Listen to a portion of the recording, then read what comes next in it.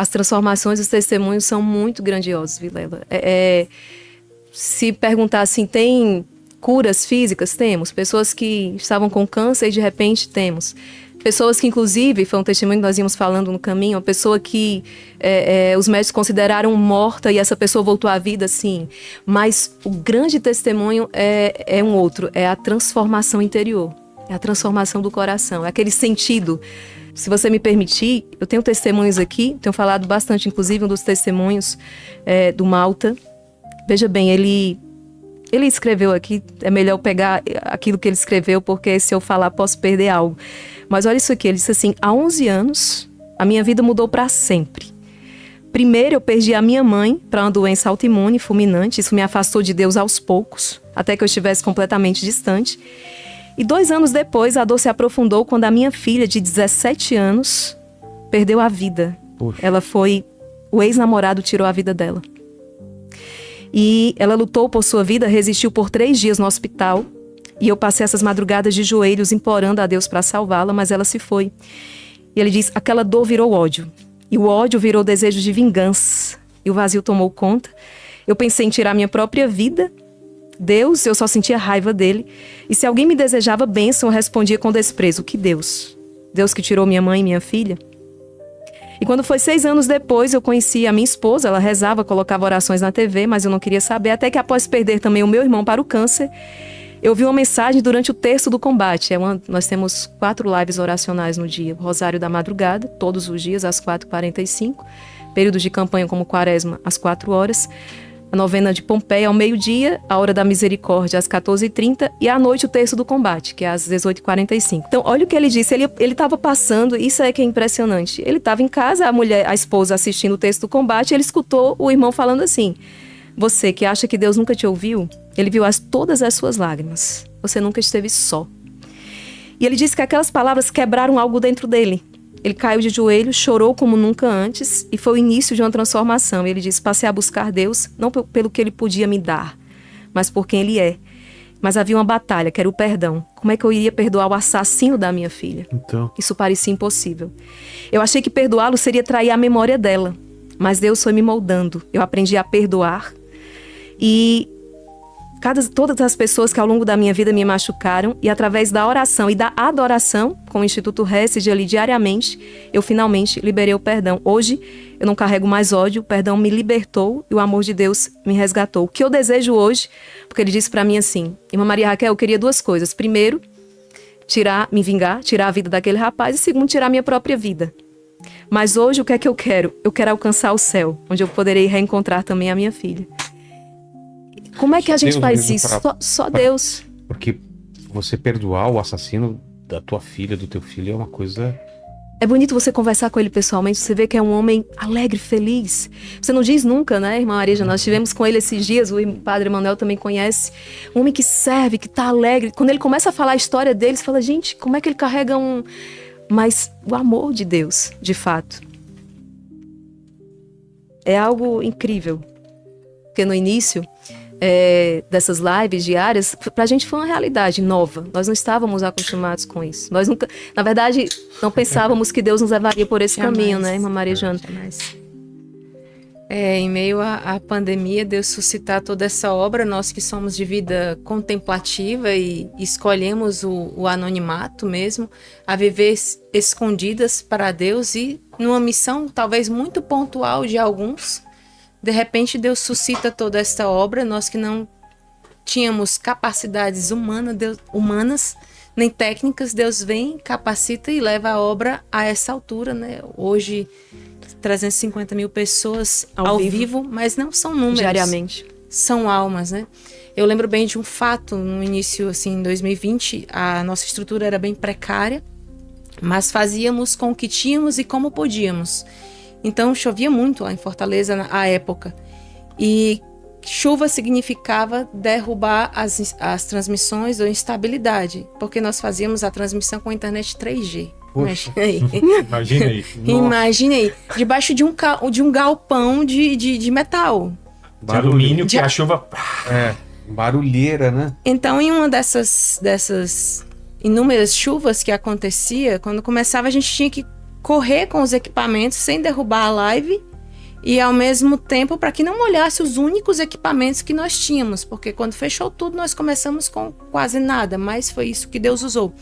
Então, certa vez, assim, caiu muitas vezes a transmissão por causa da instabilidade. E certa vez eu estava bem cansada, exausta, porque demorava para montar, demorava para desmontar. E na hora em que começou a chuva, eu baixei assim e quis chorar e disse, meu Deus, eu não aguento mais. E uma irmã que auxiliava, ela disse, irmã, tem uma pessoa da Turquia nos acompanhando.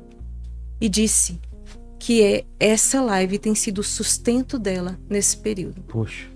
E nessa hora, assim, deu como que um novo ânimo. Porque se fosse por uma alma, teria valido a pena. E o que a gente tem testemunhado não é somente uma, são inúmeras. E o que a gente começou pensando que ia acabar com a pandemia é impossível, foi impossível. As pessoas ligavam na portaria, eu quero rezar com vocês na madrugada, não parem, não nos abandonem. Então é um caminho que Deus mesmo abriu. Então, Preocupação era dar Jesus às pessoas naquele momento. Era dar Jesus, porque é interessante isso. Nenhum de nós tínhamos, assim, nós temos uma das nossas fundadoras, ela evangeliza pela música, é cantora, já antes mesmo da fundação da comunidade, mas nós não tínhamos essa pretensão de aparecer, né? Pelo contrário, queríamos estar escondidos. Mas quando Deus veio e chamou, nós fomos todos para a frente da câmera. Fazer o quê? Aquilo que nós já fazíamos a cada dia. O que são as lives? O que são esses momentos de oração? A nossa vida de união com Deus. Reflexo, na verdade, um transbordar, só fizemos ligar a câmera a partir daquilo que vivíamos. A adoração, a recitação do Santo Rosário, a vivência diária da meditação da paixão e a nossa vida de combate espiritual e intercessão pela humanidade. Então, teria valido a pena por um, mas não são mais um, é um verdadeiro exército. Milhões. É muito bonito quando a senhora fala dessa experiência da pessoa da Turquia, porque quando meses, ou não sei se anos, algum tempo depois, quando a Marijana deu esse testemunho, essa pessoa estava presencialmente no Instituto, hoje eu sei, um abraço para a nossa querida Débora. E quando a Marijana falou isso, ela levantou a mão e disse, aquela pessoa era eu, estava enfrentando um momento muito difícil, e hoje eu estou aqui para agradecer. Uma multidão que está aqui, eu tenho certeza, Vila, é a gratidão. A gratidão porque é o que a gente mais escuta. Eu achei que eu estava só, mas aí Deus entrou e como é que eu posso dizer que eu estou sozinho se Deus entrou na minha casa e foi me resgatar? E essas pessoas, então, a partir daquela experiência, elas procuram a igreja, elas procuram os sacramentos. A vida se transforma. É algo impressionante. E por alguns anos nós convivemos com o Padre Rufus, um sacerdote exorcista indiano, já falecido, de um carisma, de um dom assim excepcional. Era incrível.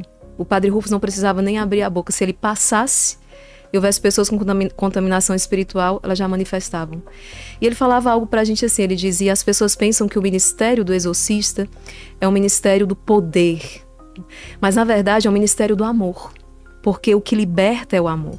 Para entender, Padre Emanuel Maria, a Maria Ângela, uma ex-satanista.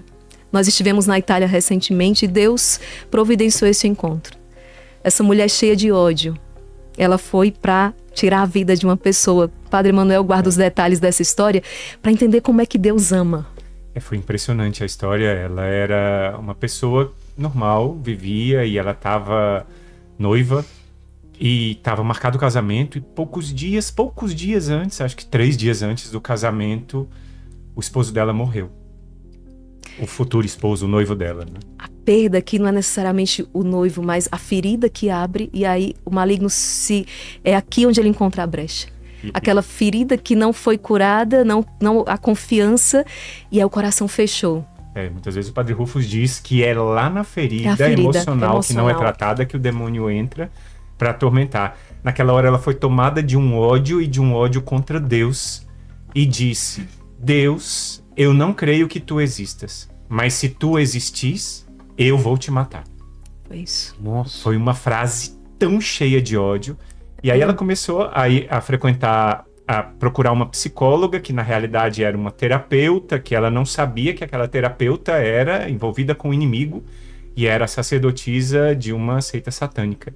Olha o perigo. E aí ela começou E ela diz que a abertura dela, a fragilidade emocional, é muitas vezes o que esse pessoal que é servo do inimigo encontra Se como utiliza. brecha para aliciar as pessoas. São pessoas com fragilidades emocionais profundas, pessoas com problemas não resolvidos. E ela diz que não foi uma coisa de uma hora para outra. Assim, não foi que ela começou a frequentar essa terapeuta e daí a 20 dias, um mês, ela fez a proposta. Foi um longo processo de meses e até mais de um ano, até que ela começou a se envolver numa seita satânica, e era uma seita profundamente má. E ela começou a mergulhar nessa seita e com o passar do tempo, ela foi crescendo na seita, e para se tornar, digamos, uma grande, tipo uma sacerdotisa, digamos assim, ela tinha uma missão, que era ir até uma fundadora de uma grande comunidade lá na Itália, que é uma comunidade que se chama Novos Horizontes, que é uma comunidade que trata de recuperar pessoas drogadas, esse trabalho que eles fazem, entre outros trabalhos. E ela foi para lá para matar essa mulher, que se chama Chiara Mirante. E foi impressionante, porque ela foi decidida a matar com todo o ódio do coração para matar Deus. E para matar Deus, ela queria matar essa pessoa para cumprir a missão, para ser, digamos, essa alta sacerdotisa. E quando chegou lá na hora, ela tocou a campainha e a própria pessoa abriu a porta e deu para ela um sorriso que ela não esperava. Deu a ela um abraço que ela nunca tinha recebido antes. E ela disse que aquele abraço desarmou o coração dela. E ela disse: você veio aqui, vem, eu quero conversar com você. Sentou do lado dela e ela, com a arma para poder matar aquela mulher, ela começou a ser tocada pelo amor de Deus. E o amor quebrou o ódio que estava anos no coração dela, que o inimigo tinha usado para fazer tanto mal. O amor entrou e quebrou o ódio. É incrível. Ela chegou para matar, para tirar a vida daquela mulher, e saiu com o toque do amor de Deus, uma transformação. Ali começou uma vida nova. Aquela mulher que até então era uma satanista, que inclusive é muita coisa para contar. Ela escreveu 2 livros, né? A Mariângela. Ela ia nas missas para roubar a hóstia consagrada e enriqueceu vendendo essas hóstias para os cultos satânicos, enfim, as profanações. Mas para ver como é que Deus ama. Deus estava o tempo todo em busca, Deus estava o tempo todo: eis que estou à porta e bato. Deus não estava, quando ela se arrependeu, eu vou fazer. Não, Deus está amando, inclusive, quando nós estamos de costas. Deus está amando o tempo todo.